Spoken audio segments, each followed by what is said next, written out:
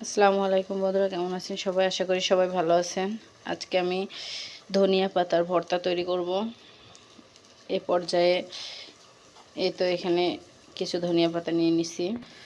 এই পর্যায়ে লাগতেছে কাঁচা মরিচ, ব্লেন্ডারে দিয়ে দিলাম। ধনিয়া পাতা, 3টা রসুনের কোয়া দেব, পেঁয়াজ দেব 3টা।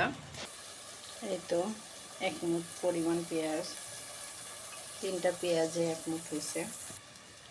সামান্য পরিমাণে জিরা, গোটা জিরা ইউজ করতেছি, চাইলে কেউ গুঁড়াও ইউজ করতে পারেন। সামান্য পানি দিব, খুব বেশি দিব না। পরিমাণ মতো লবণ,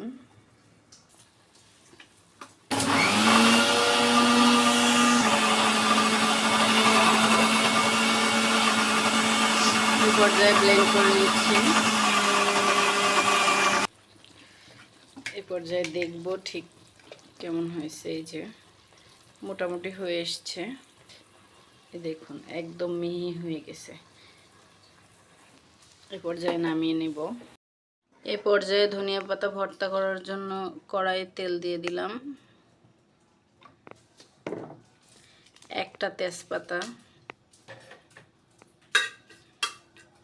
এতে কোনো এক্সট্রা মশলা ব্যবহার করব না, অলরেডি মশলা ধনিয়া পাতার সাথে ব্লেন্ডার করে দিছি, যেটুকু বাস ওইটুকুই। এ পর্যায়ে ধনিয়া পাতা অ্যাড করে দেব। এই তো দেখেন কালারটা কি সুন্দর আসছে। এখানে আমি কোনো হলুদের ব্যবহার করব না, কারণ ধনিয়া পাতাটা সবসময় সবুজ কালারেই ভালো লাগে। এখন আস্তে আস্তে করে নাড়াচাড়া দিয়ে সুন্দর করে শুকিয়ে নেব যে পানিটুকু আছে। আমি পাতাটা বাটার সময় খুব অল্প পরিমাণে পানি ইউজ করেছিলাম, যাতে মিশ্রণটা একটু ঘন হয়, আঠালো টাইপের হয় আর কি। ধনিয়া পাতাটা অনেকেই পছন্দ করে না, খাইতে পারে না। এভাবে করে তারা যদি একবার খায় অবশ্যই ভালো লাগবে।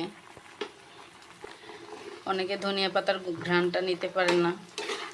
এভাবে করে যদি কেউ ভর্তা করে তাহলে সে অবশ্যই খেতে পারবে, ঘ্রাণটাতে অসুবিধা হবে না। এভাবে করে শুকিয়ে নামিয়ে নিলে রেডি ধনিয়া পাতা ভর্তা।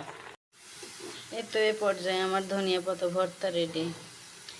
দেখছেন কত সুন্দর হয়েছে দেখতে। ওকে, ভালো থাকবেন সবাই। আসসালামু আলাইকুম, টাটা।